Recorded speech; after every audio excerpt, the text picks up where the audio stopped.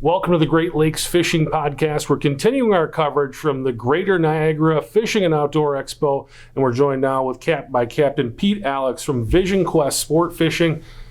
Captain Pete, thanks for joining us. Hi, Chris. Appreciate you coming on.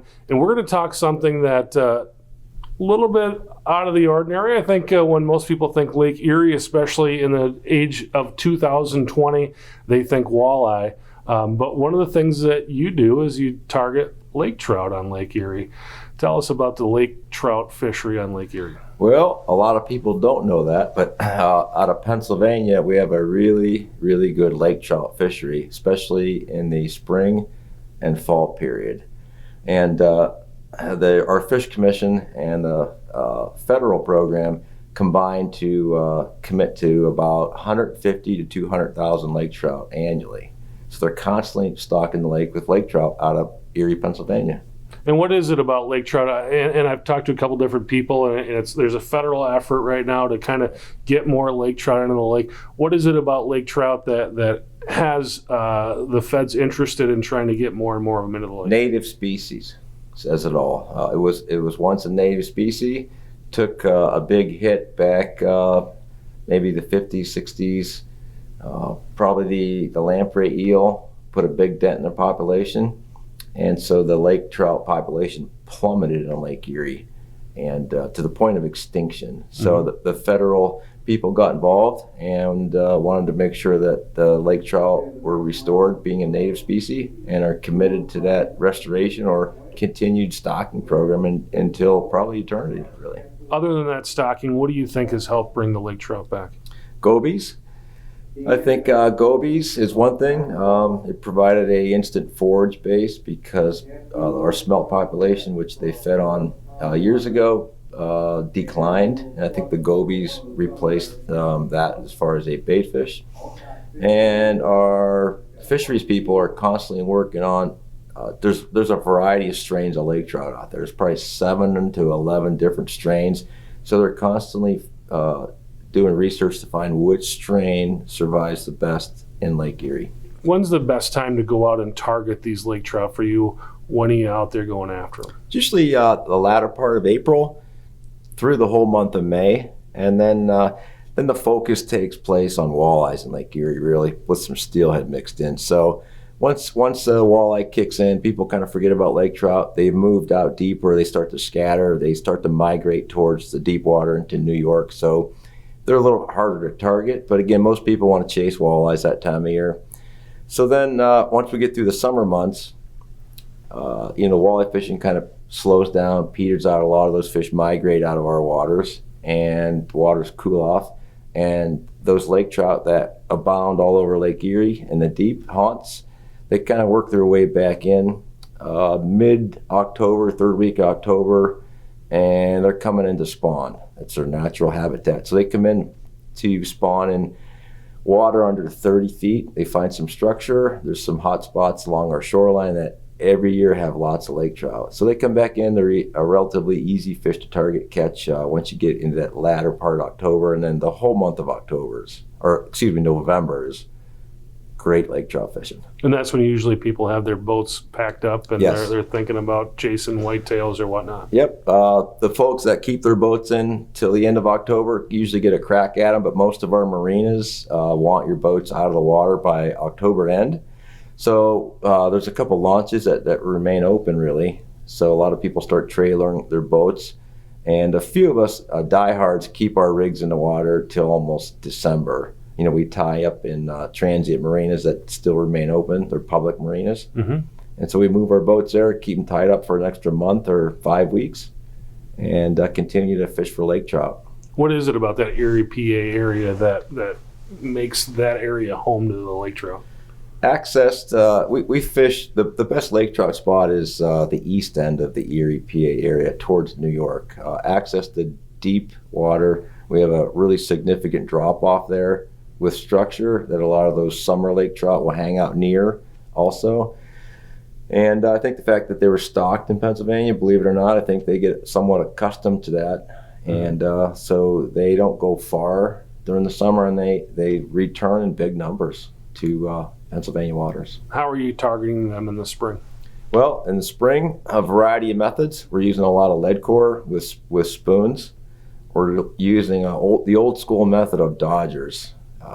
Bring out the old dodgers back from the coho salmon days. So dodgers are extremely effective. And then we mix in some cowbells. And we're running a lead core program off boards. We're running downriggers and dipsy divers. Tell me about that Dodger stuff. How does that work? Dodgers are 8-inch. We use 6-inch and 8-inch metal dodgers, and we have probably about a 15 to 16, 17-inch leader with the 6-inch dodgers, and then we're using 18 to 24-inch leaders off the 8-inch dodgers with primarily the Dreamweaver whirly gigs and the infamous spinning glows. Awesome. So what is a day like on the water in the spring when you're chasing these lake trout? Well, what's pretty neat about our lake trout fishery in the spring, it's not a forgiven in the spring or an easy thing. They could be in closer to shore in the first, what we call it, the first 50. It's that first 50 foot of water as you move out from shore. They could be in there, and they could be out near this piece of structure I just mentioned where there's a significant drop. That's probably the second place they'll hang out in that latter part of maybe at the end of April. It could be there at mid-May, but they'll start to transition from in to out at some point and amass out there near this drop. And they move around. They're not in one spot all the time. They might be off the drop, close to drop. They might be a mile inside the drop, and then they move laterally east and west along this piece of structure. So you got to hunt a little bit, do your homework in the spring, and it's fishing. So you're putting a few miles on the boat trying to seek them out here. Yep. Awesome. When you do find the fish, what's it like? What kind of fish are we chasing after here? The lake trout could be anywhere from 6 to 27 pounds. Our state record was broke last 2019. It was I think just under 30 pounds, which is a nice fish. But we're seeing a mix of fish from 6 to mid-20s. Mid-20s fish is a good fish. We don't see a lot of those, but they're there. But our average lake trout that we catch are probably 8 to 14 pounds. That's probably the most abundant size, either spring or fall. What are you finding in the bellies in the spring? We don't keep a ton of lake trout. Okay. We'll keep ones that are hurt, or if we have customers that do want to keep them to eat. We find a lot of gobies. Occasionally you'll find a perch and some smelt if there's smelt around. Awesome. How does that change from spring fishing to fall fishing? How are you targeting them in the fall? Good question.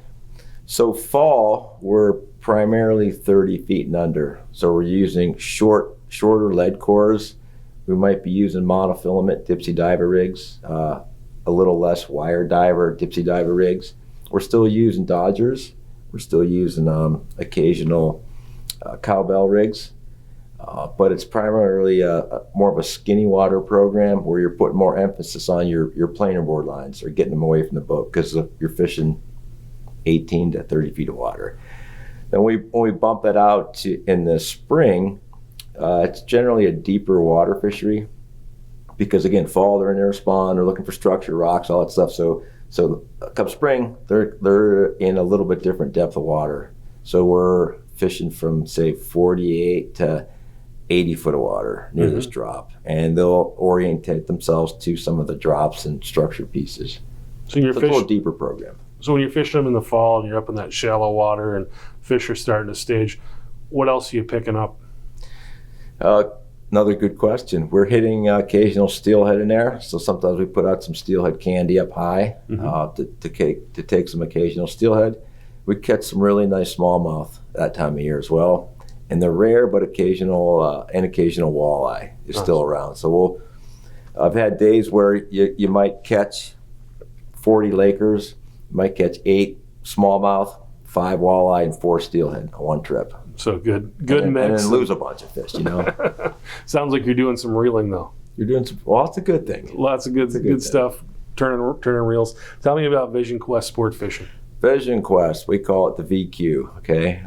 Been in business since 1988, and I spent a lot of time on Lake Erie initially, traveled up to Lake Ontario to test the salmon and trout fishing, kind of fell in love with the salmon and trout fishing up there. So did that for a little while, then took a hiatus from Lake Ontario for a period of years to concentrate on the Erie and family and all that stuff. So I went away from Lake Ontario for a while, and then back early 2000s, I started going back up to Lake Ontario and eventually moved another boat or bought another boat and keep it out of Wilson, New York on Lake Ontario. So I have boats in both ports, both lakes. Is it a seasonal thing, or are you just kind of going back and forth based on where people want to go out?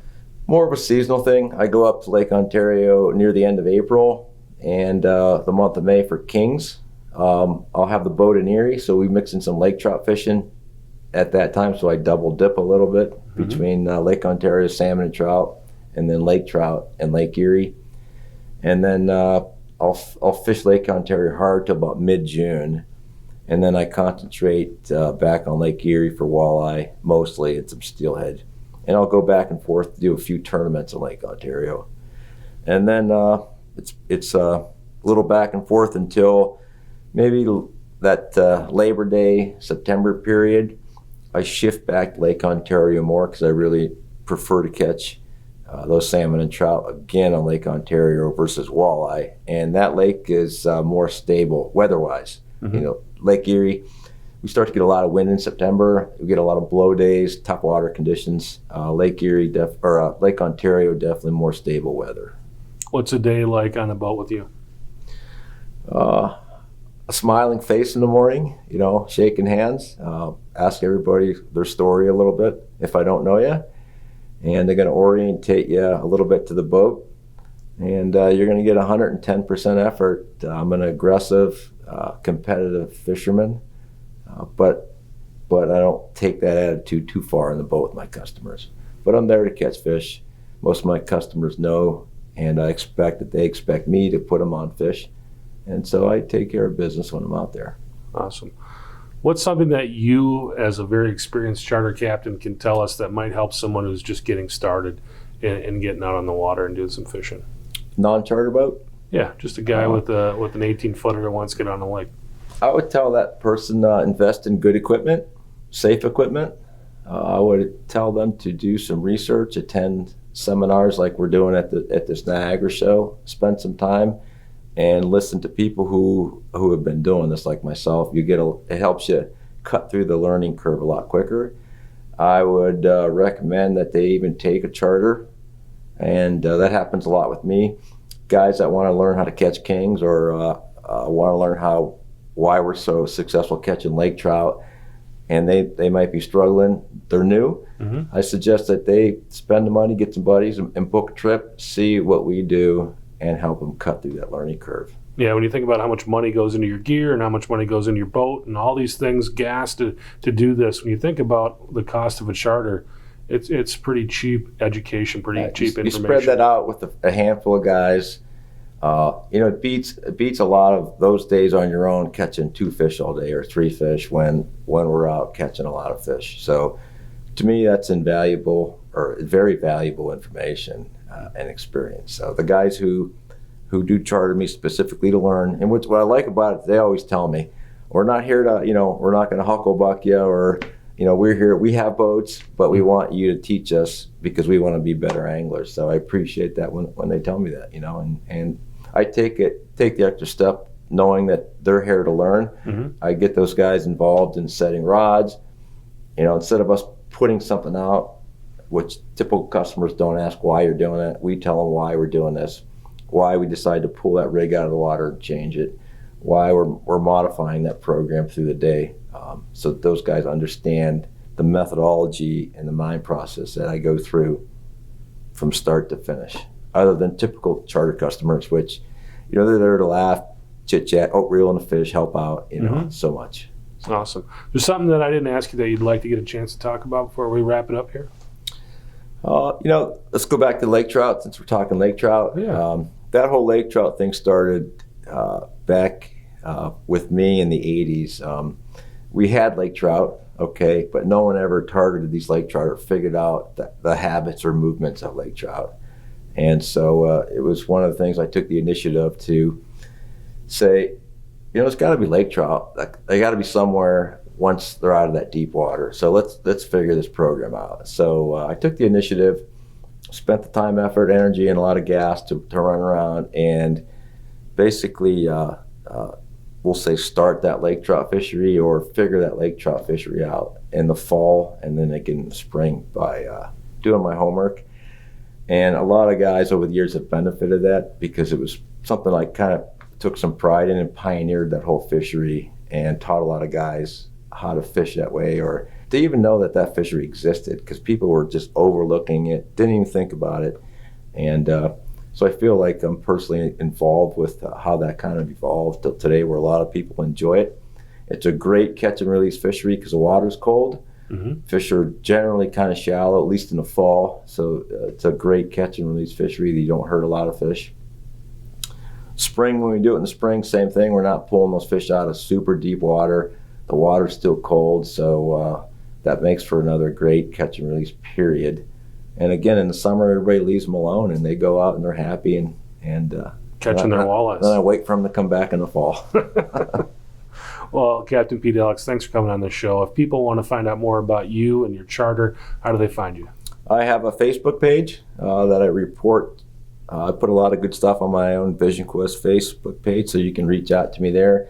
I have a web page that has my contact information. And what's the web page called?